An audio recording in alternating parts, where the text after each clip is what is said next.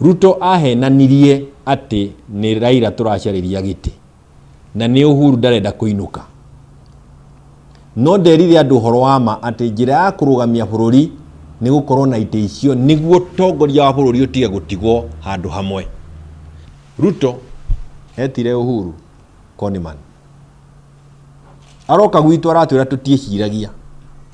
Arauga document ya BBI was a fraud. Aratucambia miakena. Ndwerago ni Ngai akakaigira mundu ometha iguru. Owe mwenyewe noe waigirira. O maria tugaga magirire bururi ni mwambiriria gwika. Andu magithiururuka na makiuga ni ite turenda kugayana. Ati BBI yothe yaroro ti ya guteithia mundu ni ya kugayana ite.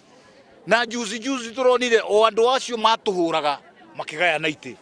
Mundabadi araheo gite, Wetangura araheo gite, Mutua wa kuria Macako ona ndaninite wiki imwe nake ni araheirwo gite.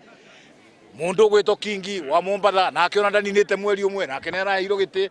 Ona turoria kayaririria aria maraririria ite icio matarakimero na mauti Kenya ni irenda gite nigetha na ithu tuigue gitu na Kioni kiriku. What is the description of hypocrisy?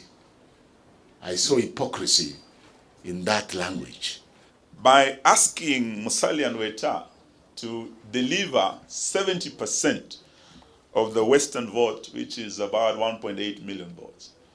Musalia, who is not on the ballot, and who, while being the only loyal presidential candidate in 2013, raised only 400,000 votes, is being asked to triple the votes he got for William Samoei Ruto. Ni mnaona inawezekana kweli?